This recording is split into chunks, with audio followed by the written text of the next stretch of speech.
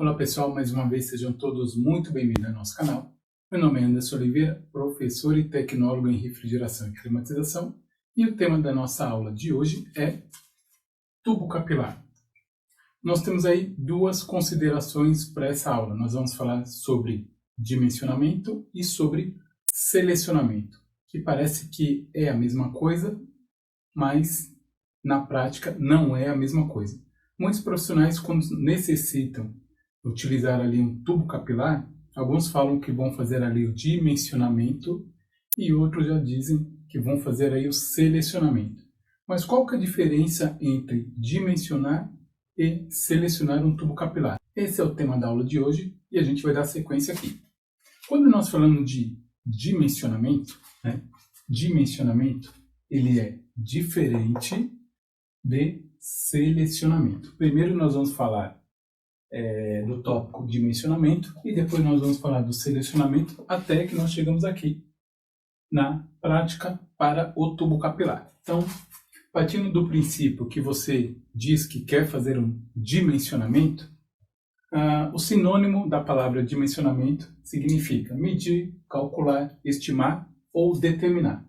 Se você quiser fazer uma dessas coisas aqui, provavelmente você fará um dimensionamento. Mas para que isso seja verdade, é necessário que você utilize algumas equações, e nessas equações que você utilize base matemática, base física e princípio de termodinâmica, entre outros temas que fazem parte aí desse mundo complexo de dimensionar alguma coisa.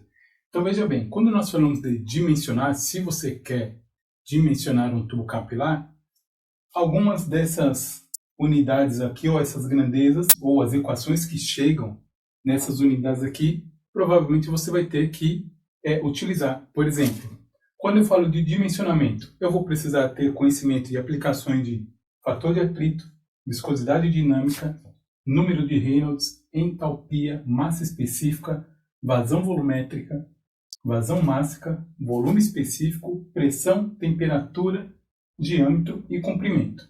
Se você não utilizou nada disso para dimensionar um tubo capilar, então na verdade você está selecionando um tubo capilar. Isso você faz geralmente na prática. Tá? Então, para que seja feito um correto dimensionamento, é necessário você utilizar várias equações utilizando termodinâmica, matemática e física, baseado nessas grandezas que eu apresentei para você. Agora, se você quer fazer um selecionamento, e aí o que é o sinônimo de um selecionamento? O selecionamento significa, eu tenho um sinônimo de escolher ou separar. Simplesmente você tem uma demanda, você escolhe ou você separa, geralmente utilizando tabelas. E quem disponibiliza essas tabelas? O próprio fabricante do compressor ou da unidade condensadora ou do sistema refrigerado no qual você quer ali determinar um tubo capilar para uma determinada aplicação. Tá? Independente de ser dimensionamento ou selecionamento, ambos utilizam conteúdo relacionado à vazão. Porque, na verdade, o que faz um tubo capilar? O tubo capilar ele proporciona uma queda de pressão e temperatura do fluido refrigerante, que ele vai passar ali de líquido subresfriado para líquido a baixa pressão e baixa temperatura. Então, o tubo capilar ele separa a linha de alta pressão e a linha de baixa pressão. E isso acontece como? Acontece pela perda de carga ao longo do trecho do tubo capilar em função da rugosidade interna do tubo versus o seu comprimento e o diâmetro. Então, a combinação rugosidade, diâmetro interno e comprimento dá uma determinada perda de carga, e essa perda de carga dá uma perda de pressão. E essa perda de pressão ela vai dar uma redução ou uma variação de temperatura do fluido refrigerante no ponto específico que você quer selecionar. Então, essa é a função do tubo capilar. E a vazão tem tudo a ver. Então, como nós já falamos aqui, por exemplo, que no dimensionamento, na parte teórica, no dimensionamento, você vai utilizar, por exemplo, vazão volumétrica ou vazão mássica, e nós temos aqui o conceito da vazão, que é velocidade vezes área. Então, eu tenho, por exemplo, uma vazão volumétrica, onde essa velocidade ela é dita em metros por segundo, multiplicado pela área, que essa área é metros quadrados. Se eu aplicar matemática básica aqui, metro vezes metro quadrado vai dar metro cúbico por segundo. Isso aqui é uma unidade de vazão volumétrica. Geralmente, a vazão volumétrica é por hora. Então, eu vou pegar esse metro cúbico por segundo, multiplicar por 1 hora, lembrando que 1 hora equivale a 3.600 segundos. Equivale a 1 hora. Fazendo a base matemática, segundo corta com segundo, e a unidade da vazão volumétrica vai ser, então, vazão volumétrica igual metro cúbico por hora. Metro cúbico por hora. Aqui esse 3 aqui ficou um pouquinho feio. Deixa eu melhorar ele aqui. Uma vazão vai ficar metro cúbico por hora. Isso é uma vazão volumétrica. Mas os fabricantes de compressores geralmente vai dar uma vazão mássica, né? E aí como é que a gente transforma então essa vazão volumétrica em vazão mássica? A vazão mássica é o Mzinho com ponto em cima. M de massa, e aqui é o fluxo, né? Vazão mássica. Então a vazão mássica ela vai ser a vazão volumétrica vezes a massa específica, ou a densidade, que a gente chama de ρ, né? Então, se eu trocar aqui a vazão volumétrica pela unidade, isso aqui vai ficar vazão volumétrica, que é metro cúbico por hora, vezes a massa específica, ou a densidade, que é quilograma por metro cúbico. E aí entra a matemática novamente, né? Metro cúbico vai cortar com metro cúbico, e a vazão mássica vai ser, então, quilograma por hora. E esse quilograma por hora é a unidade que geralmente os fabricantes de compressores colocam para informar o deslocamento mássico, né, o deslocamento de fluido refrigerante do compressor. Você vai achar isso, por exemplo, em alguns datasheets da Embraco. A Embraco coloca lá no seu datasheet o deslocamento do compressor, né? Ele coloca lá, então, alguns valores de quilograma por hora. Já no catálogo da Eugene, você vai achar o deslocamento por cilindrada por revolução, que é o cc/rev. Esse cc/rev, eu vou estar fazendo uma aula específica para você entender o que é esse tal do cc/rev. Mas, considerando, então, a vazão mássica, que vai ser quilograma por hora, a partir daqui você já consegue, então, ir para a parte prática para fazer o seu selecionamento. E no selecionamento você tem duas informações extremamente importantes e sem elas você não consegue fazer o seu correto selecionamento, que é o diâmetro versus o comprimento. No tubo capilar você não tem padrão de diâmetro e padrão de comprimento, porque isso daí é uma mescla. Eu posso ter um determinado comprimento e variar o diâmetro, eu posso ter um determinado diâmetro e variar o comprimento para chegar praticamente no mesmo resultado, ou um resultado muito próximo daquilo que eu quero. Então vamos trabalhar primeiro no diâmetro. Na prática, como é que funciona? Na prática é o seguinte: se eu quero aumentar o diâmetro, se eu aumentar o diâmetro, tá? Lembrando que isso aqui é maior, né? Então se eu quero aumentar o diâmetro, a minha vazão aumenta. Então a vazão aumenta. Tranquilo? E se eu diminuir o diâmetro? Bem, se eu reduzir o diâmetro, se eu diminuir o diâmetro, a minha vazão diminui. Então, se você vai utilizar ali a técnica de alterar apenas o diâmetro do seu tubo capilar, aumentou o diâmetro, aumenta a vazão. Diminuiu o diâmetro, diminui a vazão. E aí, o que tem essa relação de vazão? Quando eu... Deixa eu pegar uma outra caneta aqui. Ó. A vazão,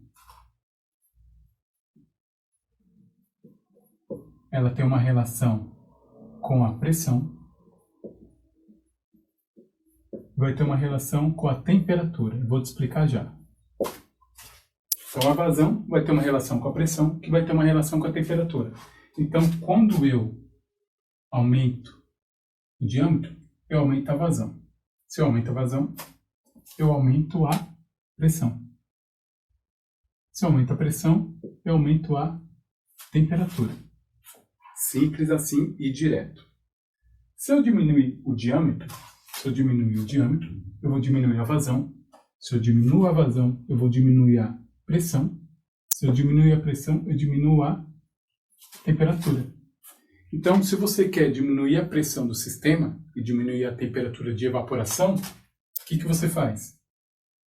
Para você diminuir, você tem que diminuir o orifício. Ou seja, você tem que reduzir, você tem que fechar mais o capilar. Quando você fecha mais o capilar, você diminui a vazão. Diminuindo a vazão, vai reduzir a sua pressão.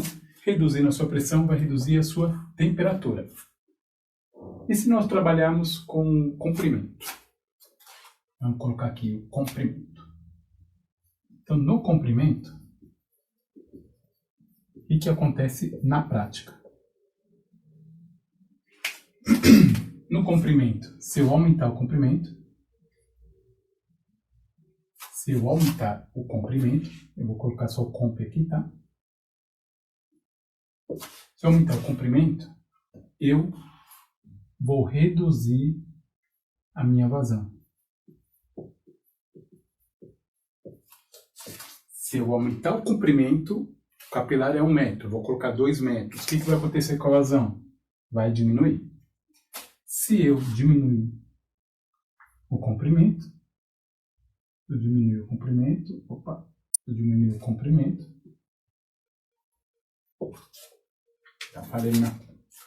comprimento, eu aumento a vazão. Então vamos ver se você conseguiu acompanhar. Com relação à vazão, se eu aumentar a vazão, aumenta a pressão, aumenta a temperatura. Se eu diminuir a vazão, diminui a pressão, diminui a temperatura. Isso eu trabalhando no diâmetro. E se eu trabalhar no comprimento? Se eu aumentar o comprimento, eu diminuo a vazão. Se eu diminuo a vazão, diminui. Tranquilo? Se eu reduzir o comprimento, ou seja, o comprimento é 3 metros, eu vou reduzir para 2 metros. Se eu reduzir o comprimento do capilar, eu aumento a vazão. Se eu aumento a vazão, eu aumento a... Ou seja, vazão, pressão e temperatura. Vazão, pressão e temperatura. Se eu subir a minha vazão, vai subir a minha pressão, vai subir a minha temperatura. Se eu reduzir minha vazão, vai reduzir minha pressão e vai reduzir a minha temperatura. Ou seja, tudo isso baseado na vazão mássica do fluido refrigerante.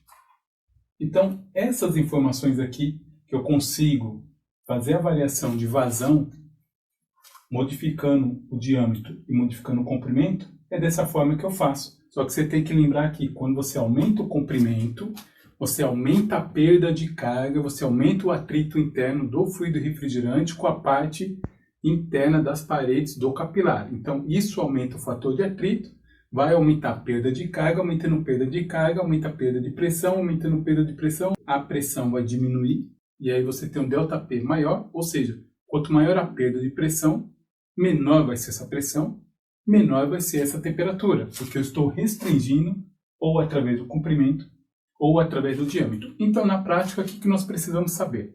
Nós precisamos saber a capacidade frigorífica do compressor, o ponto de temperatura, geralmente, de evaporação, e ali, na tabela do fabricante, você vai ter ali um comprimento e um diâmetro para aquele range de temperatura de evaporação. Se eu quero aumentar a evaporação, simplesmente eu aumento o meu diâmetro ou diminuo o meu comprimento. E aí aparece para você uma tabela que você vai ver exatamente isso que eu estou dizendo, onde você tem várias capacidades frigoríficas dos compressores da Embraco, onde, dependendo da condição que você tem de temperatura de evaporação, você tem um determinado comprimento e um determinado diâmetro do tubo capilar. Se você quer aumentar essa temperatura de evaporação, você simplesmente vai reduzir o comprimento desse tubo capilar ou simplesmente você vai aumentar o diâmetro desse tubo capilar. E aí sim, dessa forma a gente consegue fazer a parte do selecionamento, tá? Lembrando, pessoal, e é muito importante dizer que todas essas informações aqui são primordiais para se fazer o correto dimensionamento. E o dimensionamento de um tubo capilar não é coisa simples. Então, quando as pessoas falam que elas estão fazendo dimensionamento, é um termo praticamente errado, porque se você não utiliza nenhum tipo de equação, você não está fazendo o dimensionamento, você está fazendo um selecionamento. E para selecionamento, geralmente nós utilizamos tabelas. E aí, logicamente, que para você ter essas informações, eu disponibilizei para vocês aí algumas tabelas aí, tanto da Embraco quanto da Tecance e também da Eugene. Está na descrição do vídeo, é só você clicar para você fazer o download. Espero que essa aula tenha te ajudado, tenha esclarecido. Se ainda ficou alguma dúvida com relação ao comprimento, diâmetro ou a vazão, você coloca nos comentários que eu vou estar respondendo a todos. Não esqueça, se você ainda não é inscrito, inscreva-se no canal, o sininho aqui, ó, ativa o sininho de notificação. Isso aí vai fazer com que o YouTube entenda que nós temos aqui conteúdos relevantes de qualidade para ajudar você e a todas as pessoas que precisam. Tranquilo?